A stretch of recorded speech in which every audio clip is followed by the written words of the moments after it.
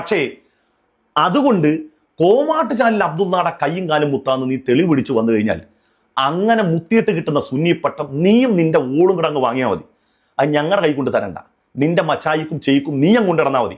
അതിനൊന്നും ഞങ്ങളെ വിളിക്കണ്ട. അതുകൊണ്ട് കിട്ടുന്ന സുന്നിപ്പട്ടം അങ്ങനെ ചെയ്താലേ ഈ ഇതുപോലെ നക്കിയെങ്കിലും മുത്തിയെങ്കിലും മാത്രമേ സുന്നിപ്പട്ടം കിട്ടിയുള്ളൂ. ആ സുന്നിപ്പട്ടം എനിക്കിതേ നീ ഇത് അവിടെ കൊണ്ടുവച്ചോ.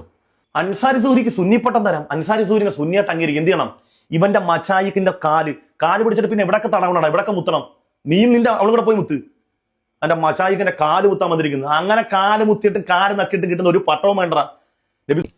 എന്താണ് ഈ വിഷയത്തിന്റെ നിജസ്ഥിതി?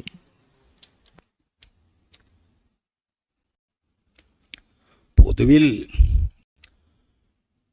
ആളുകളുടെ തല, കൈ, കാല് എന്നിവകളൊക്കെ ധനികന്മാർ, പ്രധാനികൾ എന്നൊക്കെ വിശ്വസിച്ചുകൊണ്ട് ചെയ്യുകയാണെങ്കിൽ അത് കറാഹത്താണ്, ഒഴിവാക്കപ്പെടേണ്ടതാണ്.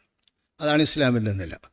അതേസമയം സജ്ജനങ്ങളും സദ്വൃത്തരുമായിട്ടുള്ള വിലമാക്കന്മാർ അല്ലെങ്കിൽ ഷർഹുള്ള സയ്യിദുമാർ ഇത്തരം ആളുകളുടെ ശരീരത്തിൻ്റെ ഭാഗങ്ങളിൽ മുത്തുക, അത് തലയായാലും കയ്യായാലും കാലായാലും ശരീരത്തിലൊന്നും മുത്തുന്നത് അതിലൊന്നും ഇങ്ങനെ വെച്ചിട്ട് അതിൻ്റെ വർക്കത്തിട്ടാനാണ്. അങ്ങനെ മുത്തുന്നത് സുന്നത്താകുന്നു എന്നാണ് നമ്മുടെ നില. അത് കാല് മുത്തിയാലും അങ്ങനെ തന്നെ, കൈ മുത്തിയാലും അങ്ങനെ തന്നെ, അതുപോലെ തല മുത്തിയാലും അങ്ങനെ തന്നെ. അതൊക്കെ നമ്മൾ ആചരിച്ചു വരുന്നതാണ്. ചിലർ നമ്മൾ ചിലപ്പം തലയിൽ മുത്തും നല്ല ഇഷ്ടമൊക്കെ നോക്കിയിട്ട് വല്ല സെയ്തുമാരോ ഒരു മക്കളൊക്കെ കണ്ട. കാലുമുത്തൽ നമ്മുടെ ഇവിടെ ഒരു ആചാരമായിട്ട് സാധാരണ ഉണ്ടാവാറില്ല.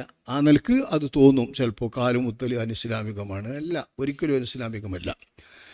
മഹാനായ നബിയുടെ സദസ്സിൽ ഹിജറയുടെ 9-ാം വർഷക്കാലത്ത് ഒന്നായിട്ട് വഫുദുകൾ ഇങ്ങനെ വരിക. പല വിദേശ പ്രതിനിധികളും പല ഗോത്ര പ്രമുഖന്മാരും വഫുദുകൾ വരിക. ആ കൂട്ടത്തിൽ അബ്ദുൽ ഖൈസ് എന്നറിയുന്നൊരു വലിയ ഗോത്രത്തിൻ്റെ പ്രതിനിധി സംഘം അഷ്റഫുൽ ഖൽഖ് സ്വല്ലല്ലാഹു അലൈഹി വസല്ലം തങ്ങളുടെ ഹദറത്തിൽ വന്നു.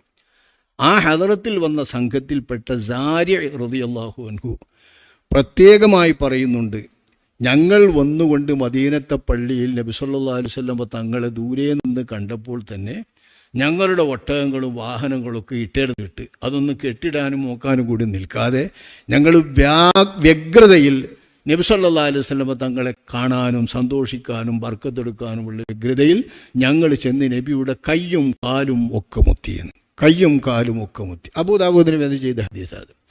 അപ്പം കയ്യും കാലും മുത്തുന്നത് നബി സല്ലല്ലാഹു അലൈഹി വസല്ലം തങ്ങളുടെ കയ്യും കാലും മുത്തിയിട്ടുണ്ട് വഫുദ് അബ്ദുൽ ഖൈസ്. ഇത് 9-ാം കൊല്ലത്തിലാണ്, ഹിജറ 9-ാം കൊല്ലത്തിലോ 8-ാം കൊല്ലത്തിലോ നടന്ന സംഭവമാണ്. ആ കാലത്തിൽ നടന്നത് ഒരുപാട് വഫുദ് അബ്ദുൽ ഖൈസിൻ്റെ കഥകൾ, ഹദീസുകൾ ബുഖാരിയിലും മുസ്ലിമിലും ആവർത്തിച്ചു വന്നിട്ടുണ്ട്. ഒരുപാട് സംഗതികൾ. ഈ കൂട്ടത്തിൽ ഒരാൾ സാവകാശം